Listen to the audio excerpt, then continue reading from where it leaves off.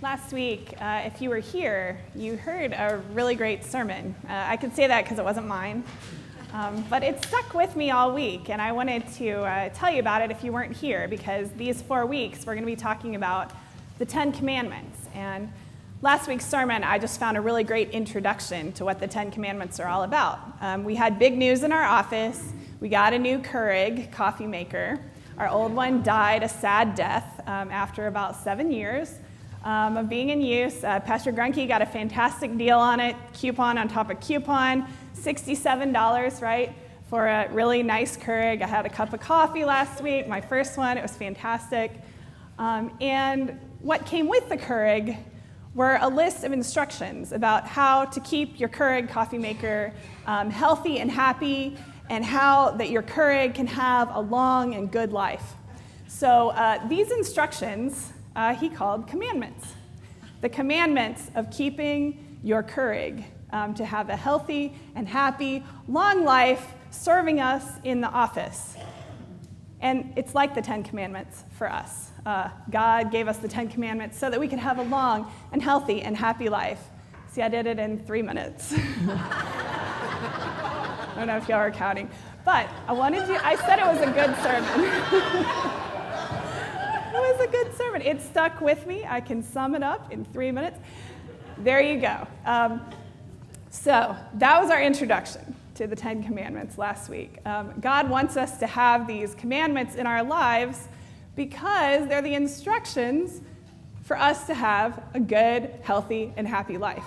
And so this week, we're talking about the first half of the 10 Commandments. You might have seen a bumper sticker that says, love God, love people. This week, we're talking about the chunk that's love God. In other news, a few weeks ago, my husband and I celebrated our 15th wedding anniversary. 15 years seems like a long time, although I know some of you are way beyond that, and congratulations. But 15 years seemed like a good long time, and we were thinking about our wedding and the weddings that we've performed over the years, both of us. And we were thinking about, at a wedding, what you really do is agree to a series of commandments. And when you're the pastor, you're telling them these rules that they're going to have to follow, and that's what they commit to. That's what you commit to when you get married. You commit to a commandment of, you shall have no other people before me. It's kind of like God, but I'm not comparing your spouse to God because, please, let's not do that. But you're saying, this person in front of me, I'm not going to have anybody else besides them. So it's kind of like the first commandment, and we love this commandment so much, the wedding commandment, that usually we have a party to celebrate it. These commandments are an occasion for joy, because within those rules, we have freedom. And so a wedding is the best analogy I could think of, although it's not perfect because we're not perfect. A wedding is the best analogy I could think of to talk about this commandment and the love that God has for us and the love that we're asked to have for God. When Jesus was asked about this commandment, he was asked in Matthew's gospel. They said to Jesus, "What is the greatest commandment?" And I was thinking about this because we're talking about the 10, but when they asked that of Jesus, they were thinking of all 613 commandments. That would be a sermon series, right? 613 that are in the Jewish law that we're supposed to keep, that the Jewish people are supposed to keep. 613 commandments. And somebody asked Jesus to trap him, what is the greatest commandment? Because what you're supposed to say is, oh no, they're all equal. Jesus said, well, that's easy. Love the Lord your God with all your heart, with all your soul, with all your mind, and all your strength. Love your neighbor as yourself. That's next week, love your neighbor as yourself. This week, we're talking about loving God, because those first 4 commandments can be summed up into simply love God. That's all they are. And so when I was thinking about a wedding, I was thinking about this commandment and how Jesus said, really, what those first 4 commandments are about is love. So these commandments, they seem pretty simple, right? Don't have any other gods before God. We don't worship anything else, right? Yeah, the choir laughs. I love that. You guys know what's up. No, that's supposed to be funny. We don't worship anything other than God. Of course we do. Part of the translation there is, don't work for anything else but God. That puts it in perspective, right? All of us work for something other than God, whether it's just sitting on your porch at the end of a day. We all work for something other than God. That's a hard one to keep. The second one, don't make anything that you worship. Well, I don't have my cell phone in my pocket, but if I did, what it really means is don't carve anything out of metal that you're going to pay more attention to than God.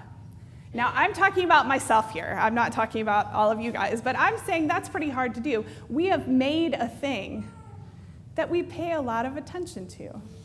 And the cell phone isn't the first thing to be this thing. It's really not the first, and it won't be the last. But humanity likes to make things that make us pay more attention to it than to God. Also, okay, the third part of it is don't misuse God's name. I've never cursed at all. I don't know about you guys, right? I mean, I'm not going to have a show of hands or anything. But that's the third part. And then the fourth part is remember the Sabbath day to keep it holy. No work on the Sabbath. And this one is so serious that it's punishable by death. This is how serious God is about not working on the Sabbath. And I think that's the one that we sort of throw to the wind most often. There was more to the Sabbath commandment, too. Every 7 years, you were supposed to let your fields go and not make any money off of your fields so that the poor could go and grow things on your land. Can you imagine that? Giving up your salary, 1 year's salary, every 7 years? Can y'all imagine?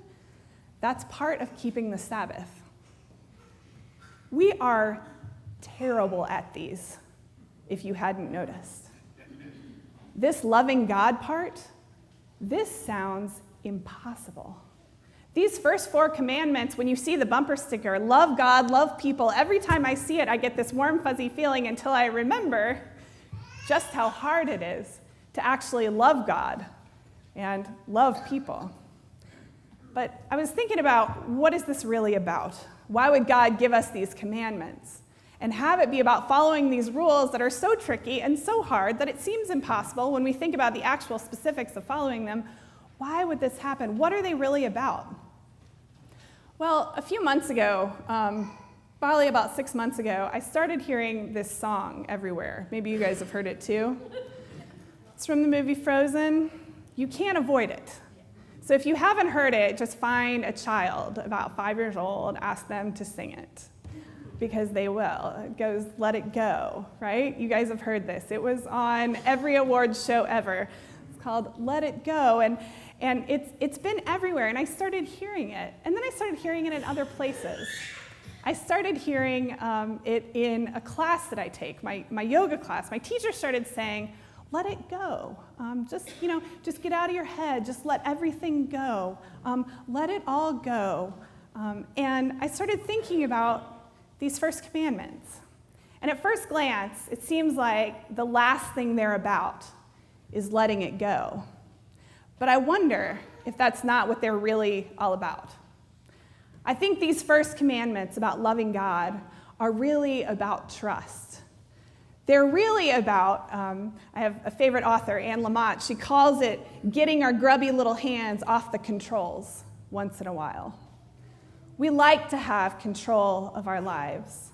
We like to play God in our own lives and in the lives of others. Just think about how easy it is to pick out everybody else's idolatry, everything else that other people worship instead of God. But really, what these are about is trust. We trust God. We can let it go enough to know that God is holding us in the palm of God's hand. And that's the opposite of idolatry. That's letting God be God and trusting that God is taking care of things better than we are when we try to do our controlling thing, when we try to grab for things that aren't God. Maybe it helps a little to know the history of why the 10 Commandments came to the people of Israel. It was helping me what happened was that there's this great story. You may have heard it before. It's one of the most colorful stories in the whole Bible about how Moses was called to take the people of Israel out of Egypt. They were slaves there. In my house, we're reading the Lego Bible. It's the Bible entirely done in Legos. Highly recommend it. Adults, children, whatever. The Lego Bible is fantastic, and it's got the pictures of these plagues because God had to make it so bad for the people of Egypt, for the Pharaoh, that he would just let all this free labor walk right out the door and into the desert. And so it got so bad that that's exactly what happened. There were plagues of boils and death and frogs and locusts and all of those things we hear about in Sunday school sometimes, but imagine how bad that was for the people of Egypt. Enough for the Pharaoh to say, go on, leave. And God led them through the Red Sea, parted it, and they walked across. Remember the Charlton Heston, Moses with his staff. The people walked across on dry land, and then God made the waves come down on their enemies. And then on the other side, this is one of my favorite stories that never gets told, Miriam, Moses' sister, led the women in singing and dancing. They were so excited to be on that other side. And after God had delivered them from all this is when they got the 10 Commandments. I think God wanted them to stay a free people. I think God did not want them to be enslaved again, not to any other gods that they might choose to worship, not to any other objects. God did not want them to be slaves to swearing to each other by God's name this and God's name that. God did not want them to be slaves even to their work. God didn't want them to be slaves to each other. God wanted them to be free. And that's why God gave them this gift of this first part of loving God. And what it is about trust. When we can trust God enough to let God be God and have no other things that we pay attention to as much as we pay attention to God. When we can trust enough so that when we wake up in the morning, we don't grab for anything else like our cell phone, guilty, our calendar, our anything else. When we wake up in the morning, we trust enough to let God be our God and not try to control the second we wake up in the morning. We trust enough to take a day off, the Sabbath commandment. We trust God enough to take a week off. We maybe even trust God enough to take a year off, it says in the Bible. Because really, you're not that important, is what this commandment says. Only God is that important. And even God, it says, took a day off during the week.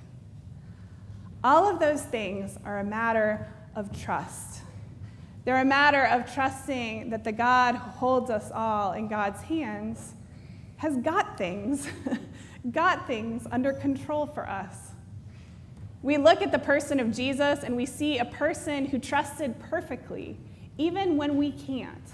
We watch Jesus trust God perfectly for us all the way to his death.